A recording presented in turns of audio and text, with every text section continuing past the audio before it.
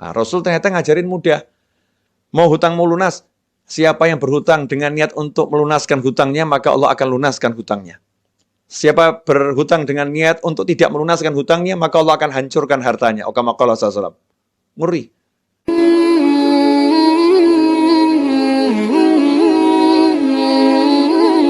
Assalamualaikum warahmatullahi wabarakatuh. Sahabatku, saudara-saudaraku, kaum muslimin dan muslimat dimanapun antum berada, alhamdulillah kita bisa bertatap muka dalam keadaan sehat walafiat. Mudah-mudahan kesehatan lahiriah ini juga ditopang kesehatan batiniah, sehingga kita betul-betul sehat dalam arti yang sebenarnya di dunia sampai nanti ke jannah. Amin, Allahumma amin. Nah, menjadi manusia yang tenang. Pertanyaannya, kalau nggak jadi manusia yang tenang, mau jadi manusia yang seperti apa?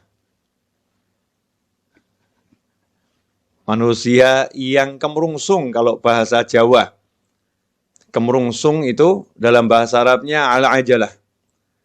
Al-ajalah itu bukan tergesa-gesa. Walaupun salah satu arti al-ajalah adalah ketergesa-gesaan. Ketergesa-gesaan itu hanya salah satu wujud karena orang tidak tenang. Maka dikatakan dalam sebuah riwayat, ata'anni minallah wal ajalah minasyaitan, atau kama qala sallallahu. Bersikap tenang itu adalah berasal dari Allah. Wal ajalah, dan bersikap tidak tenang, lawannya ata'anni tadi, bersikap tidak tenang adalah dari setan. Karena itu kalau kita pengen jadi manusia yang hidupnya itu selalu dalam naungan Allah Ta'ala, pertolongan Allah Ta'ala, rahmatnya Allah Ta'ala, maka kita harus bisa menjadi manusia yang tenang. Nah, caranya bagaimana? Ini yang akan kita bahas bersama. Insya Allah, doakan saya dikasih ilmu yang manfaat, sehingga antum bisa mendengarkan, dapat ilmu yang manfaat, dan manfaatnya berkelanjutan sampai ke jannah. Amin, Allahumma amin. Walaupun pertemuan kita sesaat, pertemuannya enggak lama, mudah-mudahan manfaatnya selama-lamanya. Amin. Kenapa kita jadi tidak tenang? Jawabannya adalah karena kita merasa terancam. Terancam jabatannya, jadi enggak tenang.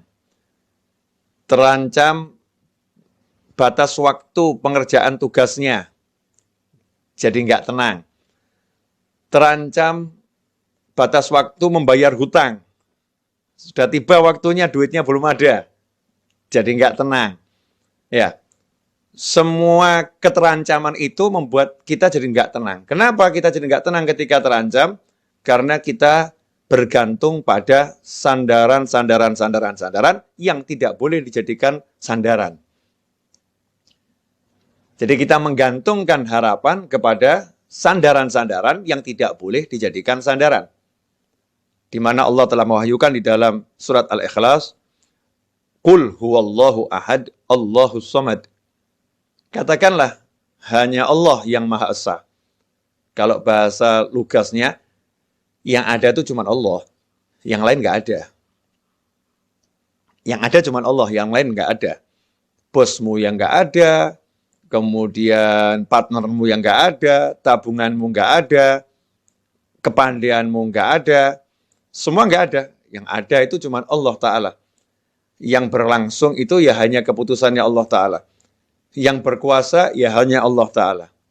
Yang bisa mengizinkan sesuatu terjadi hanya Allah Ta'ala. Yang bisa mencegah sesuatu agar tidak terjadi hanya Allah Subhanahu Wa Ta'ala. Nggak ada yang lain. Qul huwallahu ahad. Katakan, hanya Allah yang ada, cuma Allah. Nah, kalau sudah yang ada cuma Allah, Allahus samad. Allah adalah harapan, sandaran, Tuhan yang menjadi tempat bergantungnya segala sesuatu. Hanya Allah, nggak ada yang lain. Kalau udah begitu, kemudian kita jadi tercerahkan. Oh, yang bisa nolong hanya Allah. Yang bisa bantu hanya Allah. Yang bisa menyelesaikan masalah kita hanya Allah. Yang bisa ngasih kita rezeki hanya Allah. Yang bisa hanya Allah. Yang mampu membuat jadi tidak bisa hanya Allah. Yang bisa mencegah hanya Allah, nggak ada yang lain. Disitulah kemudian kita menjadi tenang. Kenapa? Karena urusan sama Allah itu semua serba mudah. Nggak ada urusan sama Allah ruwet. Nggak ada susah. Semua serba mudah. Simple. Mau ketemu paling mudah ketemu Allah. Mau ketemu Habib Novel, susah. Ya mesti atur jadwal harinya. Udah harinya datang ke Solo, tiba-tiba Habibnya lagi ngaji online. Nggak bisa nemuin tamunya. Ditunggu selesai ngaji online, tamunya ketiduran, Habibnya pergi ke mall. Misal gitu kan ya. Wah, tadi udah keluar Habibnya ke mall. Susah nih mau nemuin Habib Novel. Muncullah kalimat, Habib Novel susah ditemuin. Tapi sejak kapan ada kalimat Allah susah ditemuin? Nggak ada. Nggak ada. Ngomong sama orang yang paling kita cintai, suami atau istri. Masya Allah. Untuk didengar itu susah. Udah ngomong sama suami berkali-kali, nggak pernah didengar. Udah ngomong sama istri ribuan kali, nggak pernah didengar. Tapi kalau ngomong sama Allah, nggak ada kata nggak didengar. Wa huwas sami'ul alim. Ya Allah maha mendengar, maha mengetahui. Allah mendengar. Iblis ngomong aja didengar sama Allah Ta'ala. Apalagi kita. Ya iblis tuh ngomong sama Allah didengar. Allah kalau udah maha mendengar itu nggak pilah-pilah. Yang ngomong itu wujudnya seperti apapun, wujudnya iblis, wujudnya setan, wujudnya siapapun, didengar sama Allah Ta'ala. Nggak dipilah-pilah. Allah maha mendengar. Jadi, kalau hubungan sama Allah, serba mudah. Diperhatikan nggak sama Allah? Allah maha melihat. Kira-kira Allah tahu perasaan saya nggak? Allah Al-Khabir. Ya. Sampai hal yang paling detil pun dari diri kita, Allah maha mengerti. Kira-kira Allah nanti berempati enggak sama saya ya? Huwar Rahmanur Rahim. Dia maha pengasih lagi maha penyayang. Lah yang enggak iman aja disayangin, apalagi yang iman. Huwar Rahmanur Rahim. Ya, dia Allah maha pengasih lagi maha penyayang. Saat itulah kita jadi tenang. Karena untuk berhubungan sama Allah, kita nggak harus ke kanan, nggak harus ke kiri, nggak harus ke depan, nggak harus ke belakang, nggak harus naik, nggak harus turun. Tinggal ini. Hatinya nyambung ke Allah, selesai. Nah, kalau udah begitu, jadinya tenang. Nggak punya duit, mau bayar hutang. Ini contoh kasus ya. Karena saya banyak yang WA saya gitu, Beb, mau bayar hutang nggak punya duit, gimana ini?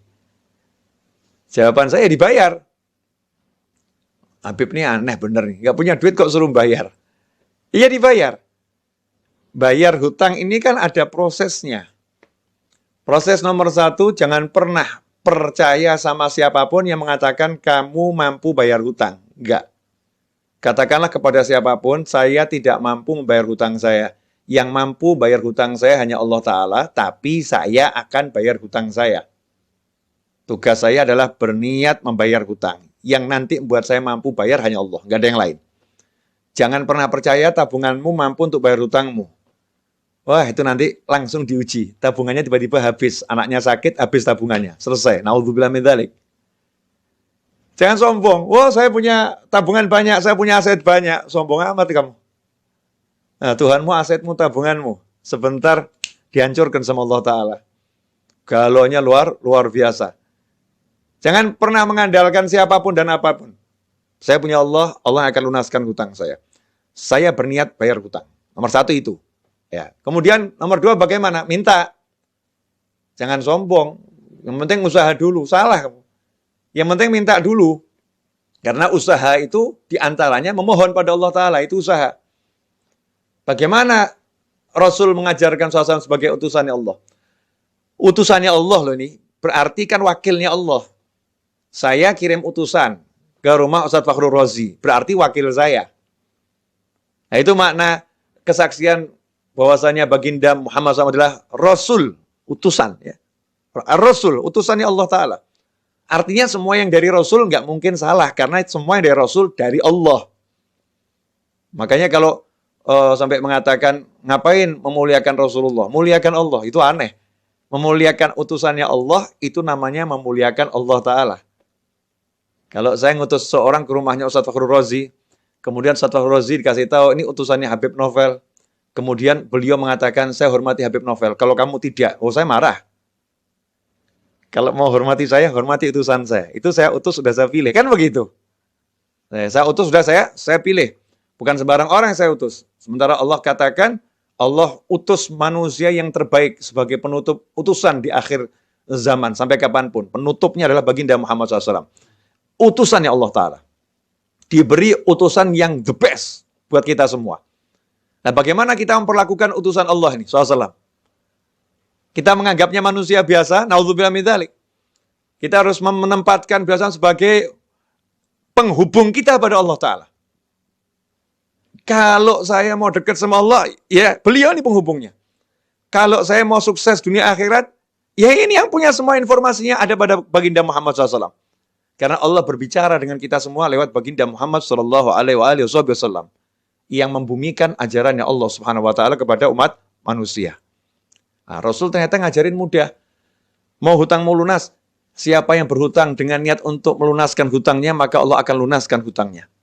Siapa berhutang dengan niat untuk tidak melunaskan hutangnya, maka Allah akan hancurkan hartanya. Kama qala sallallahu. Ngeri. Bukan cuman nggak lunas tuh, bahkan hancur hartanya. Bisnisnya akan remuk semua kalau niatnya nggak baik. Tapi kalau niatnya baik, mau melunaskan hutang, Allah akan melunaskan hutangnya. Nomor 1 itu. Kemudian nomor 2, suruh baca doa. Banyak sekali doa dan amalan dari Nabi Muhammad SAW. Ada yang menjadi amalan dibaca tiap pagi. Ada yang dibaca tiap selesai sholat. Amalkan semua itu. Yang amalan pagi hari diamalkan untuk pelunas hutang. Amalan selesai sholat diamalkan untuk pelunas hutang. Ya, kemudian apa lagi? Melunaskan hutang orang lain. Maksudnya kalau kita punya piutang nih, ya kita jadi manusia yang juga baik sama orang-orang yang nggak bisa bayar. Dah, kamu saya lunaskan. Walaupun kita masih punya hutang banyak ini. Tapi ini orang-orang susah semua, nggak bisa bayar. Kita lunaskan. Nah, nanti kalau kita udah begitu, ini tahap level awal dasar udah kita jalankan, maka rahmat udah datang tuh. Rahmati qaribum minal muhsinin. Rahmatku dekat dengan orang-orang yang suka berbuat kebajikan, orang-orang ihsan. Nah, tahap berikutnya mulai usaha. Ini tadi ya semua kan satu paket ya, jangan dipilah-pilah. Jangan dikasih jarak 2 tahun kemudian baru usaha, bukan loh ya. Bukan urutan waktu 2 tahun kemudian, 3 tahun, enggak. Segera langsung, usaha. Ini usaha saya untuk melunaskan hutang saya dengan izin Allah Ta'ala. Nah, nanti Allah akan apa? Walladzina jahadu fina lanahdiyanahum subulana wa innallaha lama'al muhsinin. Janjinya Allah Ta'ala, walladzina jahadu fina, dan barang siapa sungguh-sungguh menempuh jalan kami, salah satunya ini, sungguh-sungguh menempuh jalannya Allah Ta'ala dalam melunaskan hutang. Itu kan ya, salah satu contoh. Walladzina jahadu fina lanahdiyanahum subulana. Maka kami akan tunjukkan, kami bimbing. Kalimatnya itu lanahdiyanahum, dengan lam taukid, nun taukid. Kami sungguh akan bimbing dia menempuh jalan kami. Enggak suruh jalan sendiri. Allah enggak cuma kasih jalan, ini jalannya terus jalan sendiri, enggak. Jadi kalau hidayah itu selalu dengan bimbingan. Guide, al-hadi. Selalu membimbing, enggak ditinggalkan. Dibimbing untuk menempuh bukan satu jalan, jalan-jalannya Allah Ta'ala. Sehingga orang yang sudah menerapkan syariatnya Nabi Muhammad SAW, tidak akan pernah kehilangan ide, tidak akan pernah kehabisan cara, tidak akan pernah kehabisan jalan, karena Allah bukan bimbing dia satu jalan, Allah akan bukakan miliaran jalan. Nih. Nah kalau begitu ya tenang saja. Lawang dikasih tahu sama Allah solusinya segitu banyak kok. Masa nggak tenang? Bleng. Lah yang ada kan sekarang gimana? Pusing. Mata gelap. Nggak ada solusi. Gimana ini? Mentok. Taunya cuma satu jalan. Jalannya apa? Cari duit. Lupa sama yang ngasih duit. Yaitu Allah Subhanahu wa Ta'ala. Nah, ini tenang ini kalau kita mau kembali pada Allah Subhanahu wa Ta'ala. Kalau kita nggak mau kembali sama Allah, nggak bakal tenang. Apapun yang kita andalkan akan buat kita susah. Apapun yang kita harapkan akan membuat kita menjadi galau, resah. Tapi kalau kita kembali pada Allah Ta'ala, bersandar sama Allah Ta'ala, maka selesai masalah. Contoh, ini contoh bersandar sama Allah. Kita masih ingat betul dalam hadis disebutkan, ada 3 orang berteduh di dalam sebuah gua. Ya, sebuah gua di sebuah bukit.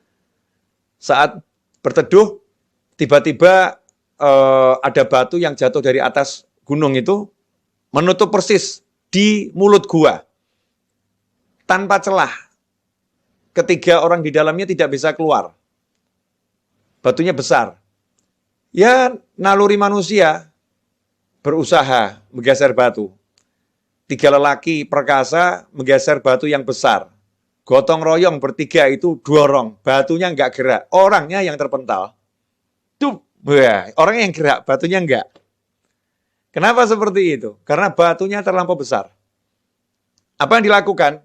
Apakah bersandar pada kekuatannya? Apakah bersandar pada tenaganya? Itu yang menyelesaikan masalah?